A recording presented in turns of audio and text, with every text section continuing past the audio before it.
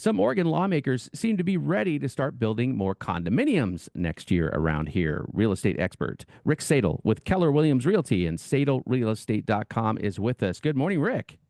Good morning. So, our friends at the Portland Tribune put out an article about some of the plans for lawmakers regarding housing, and some of the numbers they're tossing around regarding condo units were interesting. What did you see?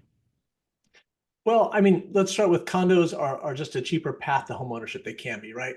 And according to that report, they say across the state, the median price of a condo is about $341,000 versus the median price of a single family home at $552,000. So there's a big gap. Now, despite that, lawmakers say condo construction has dropped significantly in recent years. In fact, they say the number of new units being produced dropped from a high of 4,200 in 2006 to just 309 units last year. That's a 92% drop in construction.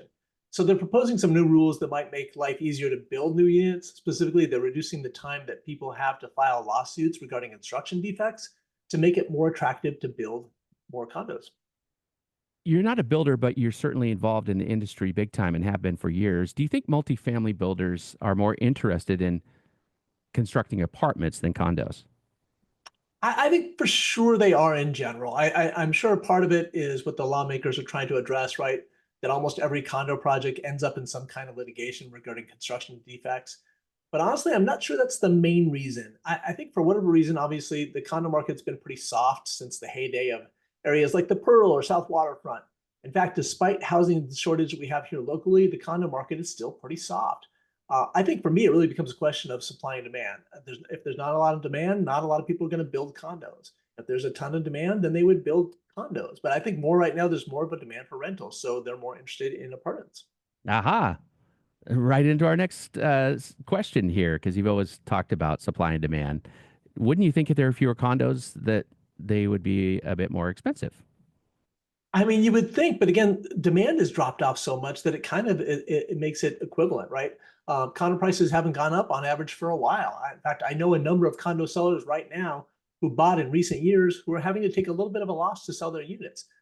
Condo appreciation is just a slower. It's just a challenge. Okay. Plus the HOAs, which is a whole other topic. But what makes a good condo? I think as long as you just referenced it, right? I think as long as the HOA is healthy and there's sufficient reserves for anything that comes up, I think most condos make good investments over time. I think people probably just need to plan to hold their condo longer than they might a detached home. They just appreciate more slowly, right? You can't buy a condo and plan to sell it in 2 years and make money. It's more of a long-term investment.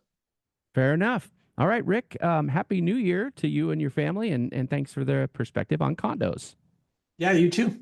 That is Rick Sadle, real estate expert with Keller Williams Realty and SadleRealEstate.com.